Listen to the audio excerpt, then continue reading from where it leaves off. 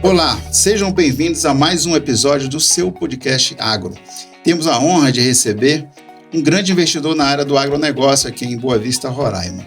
O senhor Ademir Oliveira da Silva Júnior, graduado em Medicina Veterinária no Centro Universitário Newton Lins, Manaus, Amazonas, especialista lato sensu em produção de reprodução em bovinos, na Qualitas Instituto de Pós-Graduação em Medicina Veterinária em Goiânia, é isso? Isso mesmo. Sócio proprietário da empresa Silva Representação e Comércio de Produtos Agropecuários, mais conhecido como Atacadão Rural. É isso mesmo. Comercialização e distribuição de insumos, tanto para a pecuária quanto a agricultura. Conta com os principais parceiros, Grupo Faccioli, Sementes e Nutrição Animal, Baia Agrícola, Timac Agro e Frankenthal Nutrição e Biológicos, né? Isso mesmo. Além de ter passado por várias atividades como vendedor, gerente de vendas em 2009 a 2012, atuou como médico veterinário responsável pela Unidade de Defesa Agropecuária do município de Amajari e Boa Vista. Seja muito bem-vindo ao seu podcast Agro, senhor Ademir. Obrigado, Marcelo. Obrigado pela oportunidade de estar aqui conversando com você. Gostaria de saber como foi a trajetória, né, depois de um currículo desse vasto aí, e olha que eu resumi, né? Não está tudo aqui não. Mas gostaria de saber a trajetória até se tornar um especialista em produção de reprodução em bovinos. Quais foram os principais desafios e aprendizados ao longo do caminho? Marcelo, engraçado, né, essa história. Quando eu comecei a faculdade, eu não pensava em trabalhar com grandes animais, né? Então, lá em Manaus, esse ramo é bem restrito, né? Então, se você pegar muito mercado pet. Então, no início da faculdade, eu sempre quis fazer veterinária. Isso daí já estava certo. Mas no início, a gente pensava mais para o mercado pet por causa das oportunidades na verdade, até do local, né, do Amazonas. Mas aí acabou que eu tive a oportunidade de estagiar com um médico veterinário, né, andando na época da faculdade, fazendo a parte de reprodução de bovinos. E aí eu comecei a gostar da reprodução de bovinos. Estagiando, ele abriu as portas para mim, consegui fazer um estágio curricular em Uberaba, lá na FASU, né? E aí foi quando eu realmente me apaixonei pela reprodução de bovinos, né? E aí passei 2 anos trabalhando no interior do Amazonas, trabalhando com reprodução, tive a oportunidade de vir para cá, para Roraima, para trabalhar num grupo de fazendas na época. Eu digo até que foi só para me vir, porque não deu certo, né? Foi um desafio para mim, porque eu saí de lá do Amazonas, vim para cá, acabou que não deu certo para trabalhar nesse grupo de fazenda, mas assim, já estava aqui em Roraima, gostei da terra, falei, não, aqui que eu Bebeu água do Rio Branco. Bebi né? água do Rio Branco, culturalmente verdade. Tem esse ponto. E aí fiquei, então assim, o desafio foi recém-chegado, as pessoas não me conheciam, eu ter oportunidade de trabalhar em Roraima, né? E tive pessoas que eu conheci nesse trajeto que me geraram oportunidades, né? Que abriram as portas para mim. O que mais motivou aí dentro desse viés e tudo aquilo que você já passou aí pra gente? Olha, a reprodução de bovinos, ela é apaixonante. Você vê que você consegue gerar uma vida através do seu trabalho, né? E ver que essa vida vai gerar alimento, né? Vai gerar alimento ou vai gerar novas produções. Isso daí é o que me motivou, né, para trabalhar com a reprodução de bovinos. E essa questão da reprodução, quais são os cuidados? Como é que é esse manejo? Como é que trata a coisa? Quais são as atividades multidisciplinares que o produtor tem que ter aquele cuidado? Na reprodução, os pilares deles, a base da reprodução, eu digo que é a nutrição. Uma vaca não produz um bezerro se ela não tiver uma nutrição adequada, né? Um outro pilar é a sanidade. Então, para o animal produzir um bezerro, uma vaca produzir um bezerro, ela tem que estar sadia, ela tem que estar com as vacinas reprodutivas em dia, com as outras vacinas, por exemplo, uma vacina de clostridiose em dia, né? Que isso gera perda econômica, né? Então, não adianta eu pensar em produzir bezerro se eu não tenho sanidade e se eu não tenho nutrição. Isso daí não são os 2 pilares que eu digo da reprodução. Isso significa que na prática, em loco, existe todo o preparo ali para verificar se o animal está em boas condições, sim. qual o tratamento adequado.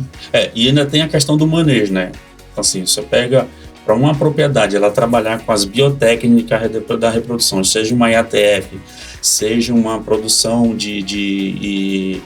de fertilização in vitro, né, transferência de embriões, eu tenho que também adequar a questão do meu manejo dentro dessa propriedade. Então, assim, é mais um outro pilar que seria o manejo. Então, sanidade, nutrição e manejo.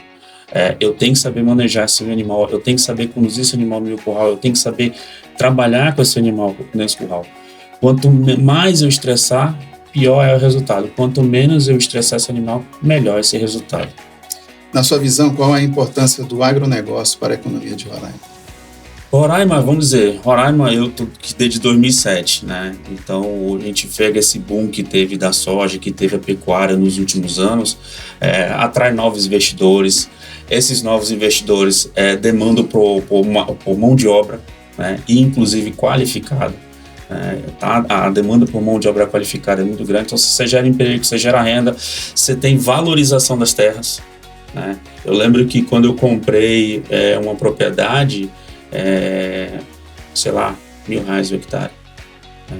E hoje você pega as propriedades aí valendo 5, 10, 15, 20 mil reais por hectare, né? Já teve negociação em torno de 20 mil reais por hectare. Então, assim, é uma alavancagem, novos investidores, novas fontes de renda, mais geração de emprego, geração de divisas, o Estado exportando produtos, sua produção, né? Então, isso que eu vejo de bom para o Estado, né? E eu vejo que o Estado tem essa preocupação, né, de trazer o lado profissional para que essa terra venha ficar legal, né? Sim, não é isso? Sim, então, sim. Acho que o governo do Estado vem tratando isso de forma positiva, né, para os agricultores e para os produtores, não é isso? Na criação de bovinos, o que o produtor iniciante deve levar em conta e quais as práticas que podem ser desenvolvidas passo a passo, levando em conta os principais pontos e como isso aplica na prática. Então, vamos lá. Eu tenho ali o cara que quer começar, não entende nada. Acontece muito nas grandes famílias, né? Que a pessoa herda, né, as terras e acaba indo para lá e de repente toca o barco com aquilo que sabe ou com aquilo que vai manejar, aprender ali nesse contexto. Eu não falei para você que precisa de uma mão de obra qualificada. Para ter uma mão de obra qualificada, ela tem que se especializar, ela tem que estudar. Eu digo a mesma coisa para um produtor que ele quer iniciar. Ele tem que estudar o mercado. Porque assim, da porteira para dentro, é muito fácil produzir. Assim, dizer que é fácil, não. Tem as suas particularidades. Mas é mais fácil eu entender da porteira para dentro. Agora, da porteira para fora, entender de mercado. Tá, eu vou produzir, mas para quem que eu vou vender? Eu tenho que a fazenda, a propriedade rural, ela tem que ser tratada como uma empresa. Ela tem que ter um planejamento. Eu vou produzir, para quem que eu vou vender, aonde que eu vou comercializar, quando que eu vou comercializar. Eu tenho que entender que a pecuária ela tem seus ciclos. Nós estamos num ciclo de baixa e tem um ciclo de alta. Então, geralmente, o iniciante ele entra no ciclo de alta. Não, agora a pecuária tá pujante, o boi tá valendo, então eu entro no mercado. Aí no primeiro ciclo de baixa ele sai da atividade. Então, assim, muita gente entra no mercado de alto e sai do mercado de baixo. Então, entender que o mercado ele tem seus altos e baixos, saber o que ele vai produzir, como ele vai produzir, estudar realmente o que ele quer dentro de uma propriedade rural. Entendeu? Quais são os pilares que caracterizam esse mercado de alta e mercado de baixa, essas ações? É o ciclo pecuário, né? Então, isso já vem de muitos anos, né? Ciclo pecuário antigamente era em torno de 5 anos. A pecuária, ela vem evoluindo, os animais vêm evoluindo geneticamente, então você vem cortando o ciclo. Então, o ciclo que era em torno de 5 anos, hoje passa a ser em torno de 3 anos. Então, eu tenho um abate muito grande no ciclo de baixa, eu tenho um abate muito grande de matrizes, né? Se eu não tenho matriz, eu não tenho produção de bezerro. Se eu não tenho produção de bezerro, eu não tenho boi no futuro. Então, acaba que quando eu não tenho esses animais para repor, é o ciclo de alta. Aí o boi sobe de preço. Aí é onde que todo mundo entra. Não, é o melhor investimento, é no boi e tudo mais. Então, assim, aí chega um ponto. Eu tenho excesso de oferta, baixo preço. Aí, baixo preço, eu entro no ciclo de baixa. Aí acaba que começa a bater matriz. Se eu abato matriz, então esse ciclo ele vai girando dessa forma, entendeu? Então o que eu digo, produtor que quer entrar, que ele quer iniciar, ele tem que entender que Tem o ciclo de alta e tem o ciclo de baixa, é estudar mercado. E além disso, ele definir, eu vou produzir bezerro, eu vou engordar boi, eu vou só fazer recria, e para quem que ele vai vender? Então ele tem que fazer todo um planejamento do que ele vai trabalhar dentro da propriedade. Hoje, graças a Deus, existem empresas, existem profissionais que podem auxiliar esses produtores que atuam nessas áreas, dando esse suporte dentro de cada particularidade. Isso, então assim, hoje está mais fácil, né? A informação, ela chega no celular. Hoje é muito fácil, agora tem que ter disposição. No celular não é só para eu ficar vendo mídias sociais, né, redes sociais. Eu posso também usar como fonte de informação, como ferramenta para me estudar, né? Entendi. E dentro da questão tecnológica, né, eu vejo que o Atacadão Rural tem várias marcas aí que representam, como a gente falou no início, mas como é lidar com a tecnologia? Há um acompanhamento disso, vamos dizer assim, o produtor, ele está ligado, ele está antenado dentro dessa questão. Como é que o Atacadão Rural atende essa pessoa? Como é que leva até ele essa tecnologia, né, que muda, né, ao piscar de olho, muda tudo, né? Muda. A velocidade está muito rápida, a mudança, né? Essa mudança é muito rápida. Hoje, o Atacadão tem uma equipe técnica tanto na pecuária quanto na agricultura. Então, o atendimento, nós fazemos venda técnica. Então, o Atacadão hoje tem profissionais para atender. Os profissionais que estão dentro do Atacadão têm que estar se aperfeiçoando constantemente por causa dessas mudanças, né? Então, hoje, o que é que a gente busca? A nossa equipe está sendo treinada constantemente, seja através dos parceiros comerciais, né? E seja também treinamentos que a gente busca aperfeiçoar, qualificar melhor nosso colaborador, para que ele leve essa informação com mais assertividade ao nosso cliente, né? Então, isso que a gente busca. Ou seja, não é preciso mais o produtor sair daqui para atrás de informação lá fora para poder fazer o manejo, para poder fazer a sua criação. Não. Ou seja, o vendedor aqui já tem todo um aparato que atende, né, esse cliente. Tem o vendedor e tem as consultorias. Hoje o Atacadão tem consultoria também para ajudar, além da equipe técnica, funcionário da empresa, tem as consultorias que nós contratamos para atender aos nossos clientes. Então, hoje, e como é que é feito essa organização? Como é que é feito esse atendimento? Ou seja, o cliente, ele vai até a sua loja, faz a compra ali daquilo que ele vai à procura e de repente ali pela forma que ele é atendido, né, a pessoa que está preparada a atender ele, diga assim, não, o senhor pode usar uma outra ração, uma outra medicação, né, para ter resultados mais qualificados dentro daquilo que o senhor almeja. Então, como é que é feito esse contato, esse primeiro contato daquele que pela primeira vez vai lá conhecer o Atacadão Rural? O Atacadão Rural hoje, quando o cliente chega dentro do Atacadão Rural, a nossa equipe está treinada para primeiro fazer um diagnóstico, uma conversa com aquele cliente buscando as informações do que ele está produzindo, qual é o objetivo. Na verdade, não necessariamente uma visita em loco. Ele faz uma triagem ali. Então. Isso, ele faz uma triagem. Então, assim, primeiramente, o meu colaborador, ele tem que saber qual é o objetivo do meu cliente. O cliente é que tem que dizer onde que ele quer chegar. Aí, daí em diante, a gente começa a elaborar o programa. Claro que isso daí é uma conversa ali dentro da empresa, e dessa conversa sai a visita. Às vezes consegue resolver dentro da própria empresa, mas geralmente sai uma visita dentro da propriedade. Você vai até ele? Isso, porque vamos dar exemplo. Chega um cliente, ele quer montar um confinamento, exemplo. Mas eu tenho que ir na propriedade dele, ver se realmente ele tem uma estrutura para montar um confinamento. Confinamento demanda de uma quantidade e uma qualidade de água. Será se ele tem um poço para atender? É próximo, não é próximo? Então, assim, só um exemplo, né? Estrutura de coxo, exemplo, no caso de nutrição. No caso de uma fazenda que quer iniciar com as biotécnicas, seja IATF, seja uma transferência de embrião, será se o curral daquele produtor está adequado para a gente trabalhar com isso? Então, assim, demanda essa visita, mas eu tenho que saber o que ele quer fazer. Então, o produtor tem que primeiro nos falar, meu objetivo é esse. Dentro daí a gente traça os planejamentos e ajuda ele chegar até o objetivo que ele quer.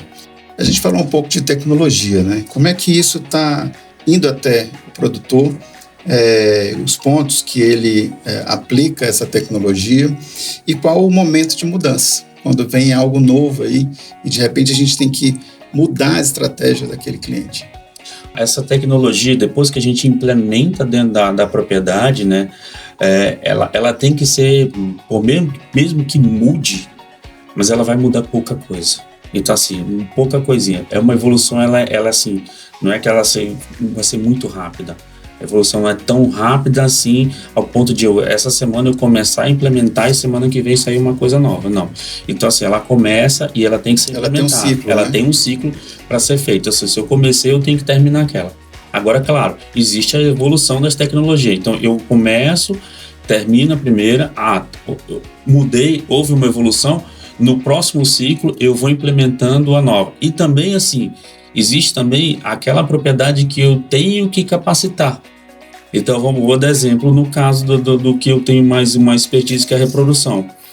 Eu tenho um manejo para uma IATF, uma inseminação artificial em tempo fixo.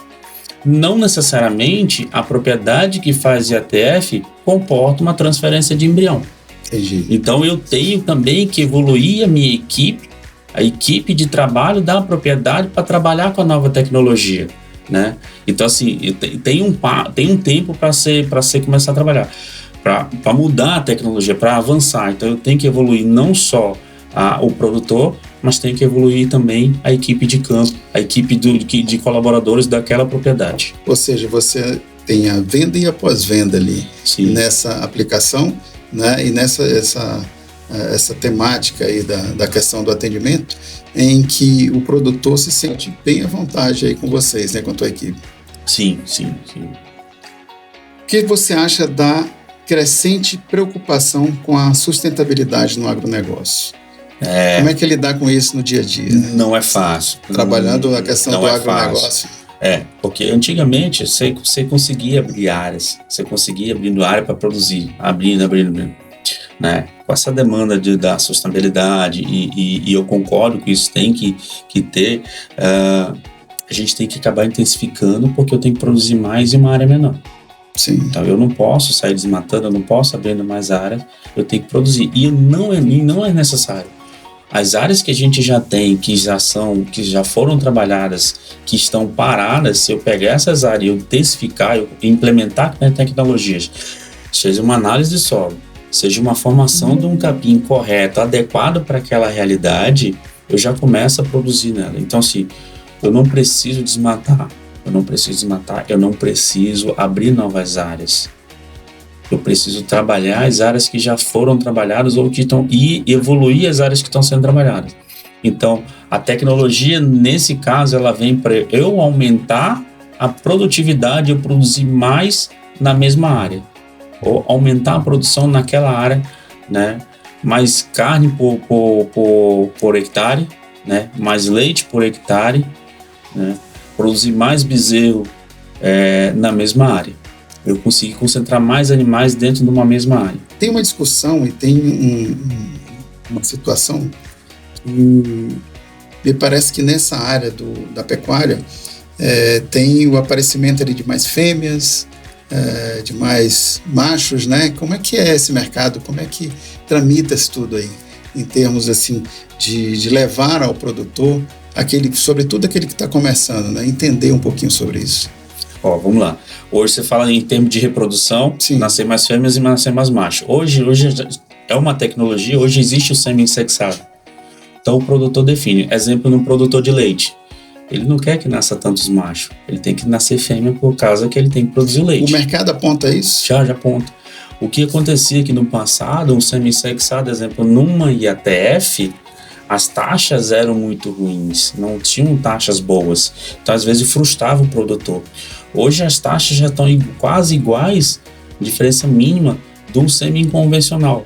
Então, hoje, já tenho semi-sexado, produzindo fêmeas de alta qualidade, quase igual ao semi-convencional. Que o semi-convencional pode nascer macho, pode nascer uma fêmea, né? No caso de um produtor de corte, hoje, já tem semi-sexado para macho. Então, se ele quer produzir gado de corte, aí ele já vai querer macho porque tem maior produção de carne. Entendi. Né? Então, hoje já tem essa tecnologia que ajuda a gente a trabalhar dessa forma, né? E no caso de uma fazenda, de um gado de corte, eu falei só do gado de leite, né? Mas no gado de corte, eu posso também selecionar minhas melhores matrizes do meu rebanho e fazer uma inseminação artificial ou uma transferência de embrião, Sim. buscando a produção de fêmeas superiores. Então eu seleciono Entendi. as minhas melhores fêmeas, insemino com sêmen sexado de fêmea para repor matriz. Então eu seleciono. Então, isso tudo hoje dá para ser feito dentro de uma propriedade rural. E quais as raças mais criadas aqui na região? Aqui eu vou dizer que a base do Brasil em todo é o Nelore. Então assim, hoje você tem muito cruzamento industrial, né? Um Aberdeen com Nelore, mas a base é a Nelore. Então a raça mais comercializada é a Nelore. E ele aponta, como também no mercado do estado, ele aponta de forma, falando nacionalmente, né? Premiação, alguma coisa que participa lá fora desse produto aqui? Hoje aqui não, aqui dentro do estado não. Lá fora isso é muito avaliado, né? O que nós temos é a avaliação genética dos animais superiores que vêm para cá. Tipo, o produtor vai comprar um touro, ele olha muito a avaliação genômica, a avaliação genética desse animal, né? Mas assim, em termos de premiação, hoje não. Aqui em Roraima não. Vem mais de fora. Vem mais de fora. É mais de fora. Né? Esse mercado, ele é promissor aqui em Roraima? Acontece mais nas feiras, como a feira de novembro, né, da Expofé. Isso. Né? Ou durante o ano todo os produtores procuram as grandes feiras nacionais e fazem grandes negócios lá fora?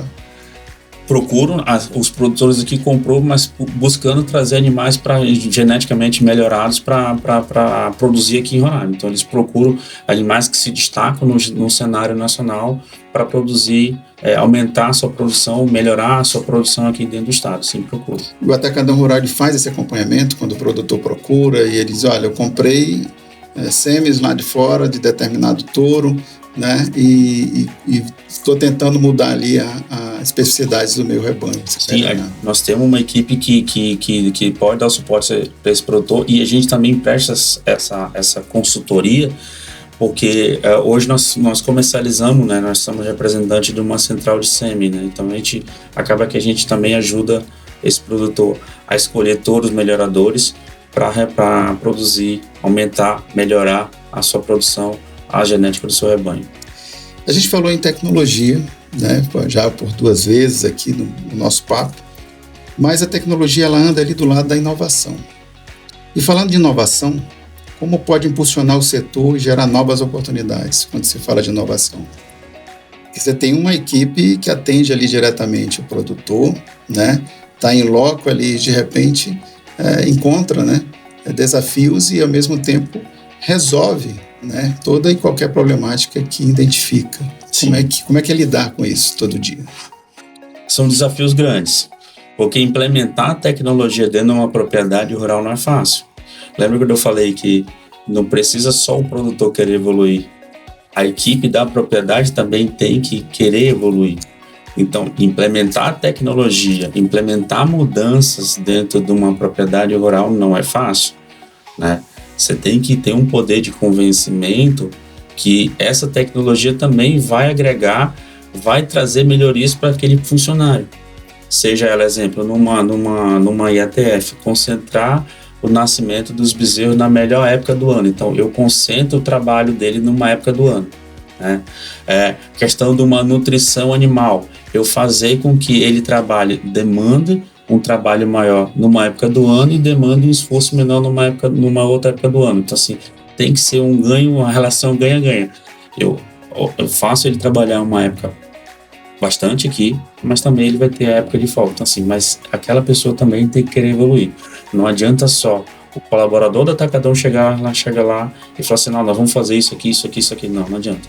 Entendi. Tem que ter um poder de convencimento, eu tenho que levar os benefícios que a tecnologia vai agregar àquela propriedade e a equipe da propriedade. Porque eles é quem desenvolve tudo, eles é que estão lá no dia a dia. Não é o nosso colaborador, não sou eu, não é a minha equipe que vai estar lá no dia a dia. E são conhecedores dos resultados, e né? Eles que é o interesse dele. E a gente também tem que escutar muito eles, porque às vezes a gente quer implementar tecnologia E a gente tem que saber como é que funciona aquela propriedade, porque aí se eu escuto o colaborador, eu vou entender se realmente aquela tecnologia que eu quero implementar naquela propriedade vai funcionar ou não.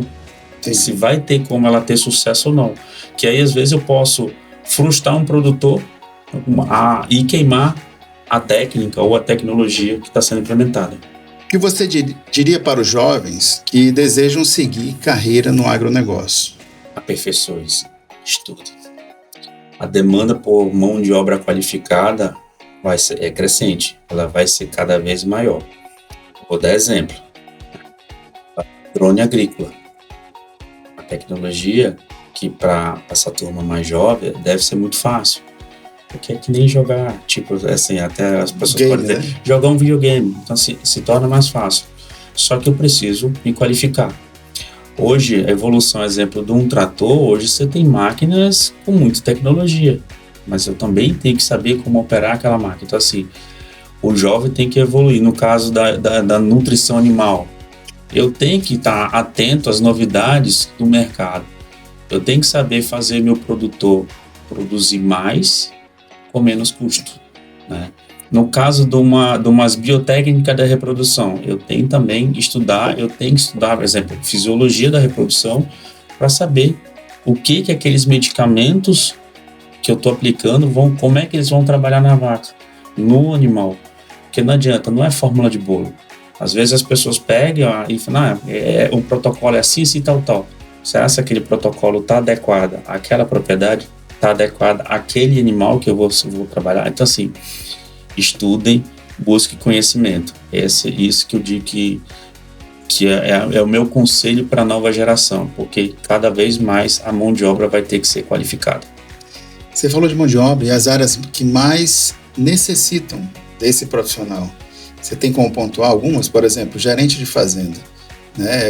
Aquela pessoa de alta confiança ali do produtor, né? Que sabe de tudo um pouco, sabe tudo de dentro de uma fazenda. Sim. Existe um gargalo aí em relação a esse profissional, né? Tanto o gerente de fazenda como também a mão de obra. Até a gente fala de um vaqueiro também. É a mão de obra que está ficando cada vez mais escassa. E acabou que no futuro, como é que nós vamos trabalhar? Se não tiver uma figura até do vaqueiro. O gerente, eu digo que está um pouco mais fácil você conseguir. Mas a figura que está no dia a dia, que está manejando o gado, eu digo uma figura que cada vez mais nós vamos necessitar e cada vez menos a gente tem conseguido buscar profissionais no mercado. Essa mão de obra está ficando escassa. Então nós vamos ter que buscar pessoas que tenham disposição de ir e qualificar essa pessoa para trabalhar lá. Os cursos técnicos, eles não têm essa visão, esse olhar, para aperfeiçoar essa pessoa para essas áreas? Tem, isso daí tem, os cursos técnicos tem, né? Até tem próprias instituições que também que ministram esses cursos, né? Só que assim, não são todas as pessoas que querem estar no campo. A procura é pequena. A procura é pequena. O interesse dessa pessoa. O interesse então, assim, antigamente o vaqueiro era mais de família ali, né? Você pegava, passava do pai pro filho, né? Então o Estado tem um histórico em relação à agropecuária, né? Sim. Acho que na década de 40, 50, que era bem promissor, né? Naquela época aqui. Ou seja, exportava produto para fora, com a carne, né? Isso. Então, hoje ainda existe aquela coisa, tinha uma data, né, para ferra, não é isso? Ainda existe essa coisa, porque antigamente o vaqueiro recebia, né, em troca de trabalhar, ou seja, eram convidados vaqueiros de outras fazendas para fazer a ferra, né, tratar ali a questão da ferra para marcar, e de uma quantidade X de garrote ou de gado que ele marcava, ele tinha um percentual ali em cima. Ainda existe isso? Existe, né? Ainda existem propriedades em que ainda trabalham dessa forma. Porque muitos proprietários se tornaram proprietários que antes foram vaqueiros, né? Sim, e constituíram tudo essa questão tradicional.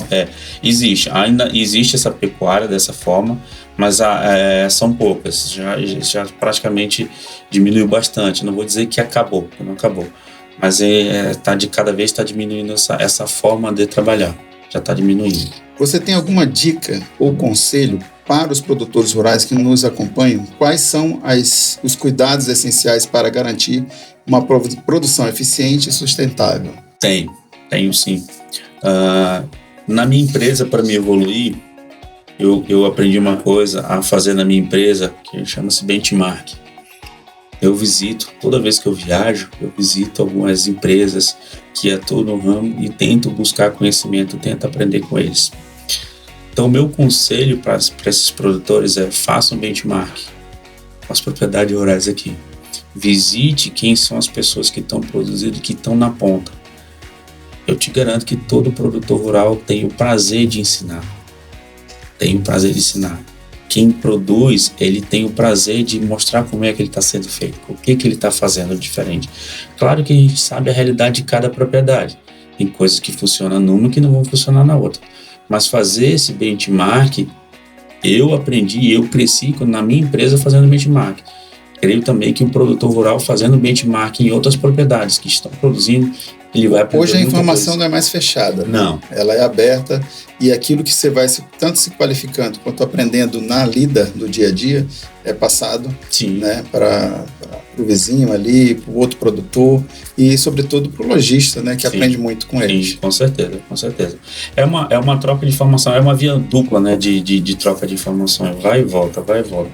O conhecimento ele é passado, né, de forma contínua.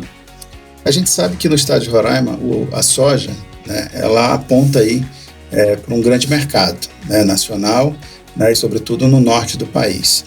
Mas existe aquele produtor, aquele agricultor que também é produtor, né? Existe um manejo aí e eu acredito que com essa questão das mudanças climáticas, esse manejo tende a se profissionalizar cada vez mais, né? Ou seja, trazer novidades aí dentro dessa área, vamos dizer, os dois lados, né? Onde o produtor, uma hora ele é agricultor, uma hora ele é produtor agropecuário.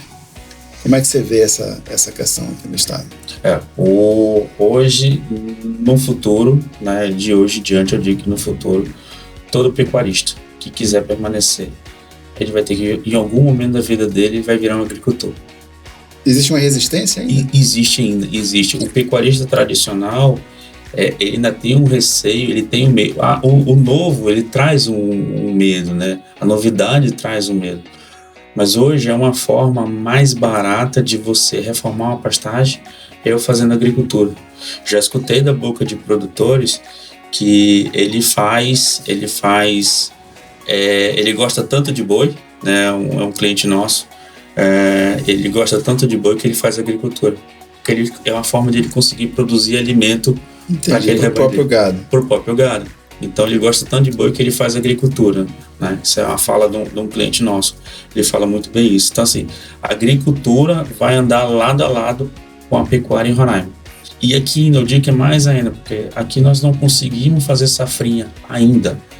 Ainda não conseguiu chegar na tecnologia para eu ter duas safras. Equilibrar isso. Equilibrar. Então eu não consigo fazer uma safra de soja e uma safra de milho. Eu tenho hoje a realidade de Roraima. Eu faço uma safra de soja ou milho e a safrinha é pastagem, é boi em cima, alimentando com o gado a pasto. Então eu digo que em Roraima as duas situações, tanto a agricultura quanto a pecuária, elas vão ter que caminhar, elas vão evoluir em conjunto. Entendi. A gente está caminhando aqui para o final, né? Tudo que começa acaba, não tem jeito, né? O papo tá bom. Mas assim, como uma das últimas perguntas, o clima em Roraima tem mudado bastante. Como é que é lidar com isso dentro das duas vertentes? Uma hora você é produtor, uma hora você é comerciante, uma hora você está ali no dia a dia para salvar o seu negócio. Né? Perante a seca, perante as queimadas, perante a estiagem, enfim. Como é que é lidar com isso em Roraima? É desafiador. Eu vou te dar exemplo. A gente planeja, exemplo, agora nós estamos num período seco. Então eu planejo trazer produtos para o meu cliente para atender a demanda dele no período seco. Passa 15, 20 dias chovendo. Meu planejamento muda. Aquele produto que era para o específico período seco pode não começar a não fazer mais o efeito desejado. Então eu tenho que ter um planejamento assim, período seco mas se houver alguma mudança de clima, eu também tenho que ter o produto que atenda essa fase de transição. Então é um planejamento de eu conseguir manter estoque de produtos para atender aquele produtor. Aqui a logística é demorada, nós estamos longe dos grandes centros, né? Isso é bom e às vezes é ruim. Mas é um planejamento, é um trabalho maior de toda uma equipe para poder conseguir atender. Rodovia, né? Só BR-174. Só BR-174. Então, assim, é todo um planejamento que a gente tem que fazer. Então, hoje, eu tenho que ter um planejamento para eu conseguir manter um estoque mínimo de produto para atender aquele produtor na época certa. E, às vezes, eu posso comprar o produto para ter o produto disponível para o meu cliente e, às vezes, chegar e ainda não conseguir vender porque o clima mudou. Semente está dentro desse viés. Semente está dentro. Exemplo de semente que você falou, eu me vi obrigado a construir, inclusive foi solicitação e dica de um cliente a construir uma câmara fria para poder armazenar semente. Para manter a qualidade. Para manter a qualidade desse produto. Então, são desafios. Trabalhar com estoque mínimo, né? Estoque mínimo, dentro mas das realidades. E mantendo uma qualidade. Então, assim, é um custo a mais, Mas e se eu vender o produto e o meu cliente não tiver o resultado desejado dentro da propriedade? Isso também é ruim, né? Isso demonstra a visão, né, do teu negócio. Sim. Bom, deixe uma mensagem final para os nossos seguidores e todos aqueles que são clientes do Atacadão Rural. Para os seguidores, quem quiser trabalhar no agro é um mercado apaixonante. Você produz alimentos, você produz... É uma coisa que pode... Tudo que for acontecer no mercado, no mundo, ninguém vai deixar de comer. Então, você trabalha com uma fonte de vida, né? Então, é um mercado que é muito promissor, é um mercado que está em franco crescimento, né? Isso nunca vai deixar de crescer. A demanda por alimento é constante, ela é crescente mundialmente, né? Para os clientes do Atacadão Rural, é que assim, nós somos parceiros, estamos aprendendo em conjunto. A gente quer evoluir com os clientes e também queremos que os clientes evoluam com a gente. É uma troca de informações de ambos os lados, né? Nós queremos fazer com que a agricultura e a pecuária de Roraima evolua e chegue ao ponto das grandes produtividades, seja até do mercado externo, consigam produzir com qualidade suficiente para a gente conseguir exportar com qualidade e quantidade. Muito bem. Eu agradeço, né, a sua convite, a ter aceito o convite de estar aqui com a gente, gravando esse episódio aí do seu podcast Agro. E as portas vão estar sempre abertas para o Atacadão Rural. Muito obrigado pelos ensinamentos, por tudo aquilo que a gente conversou aqui, né? E ficamos por aqui hoje, né? Mas amanhã ou depois, quando quiser, estamos com as portas abertas. Obrigado, Marcelo. Obrigado pela oportunidade de eu estar aqui conversando com você, falando um pouco da empresa e dos nossos anseios, do nosso trabalho com relação ao agro de Roraima. Perfeito. E o seu podcast Agro termina aqui essa edição. Acompanhe a gente nas redes sociais, né, e pelo YouTube, onde você vai ter a oportunidade de ver na íntegra essa gravação, né, com o seu Ademir, né, do Atacadão Rural. Muito obrigado.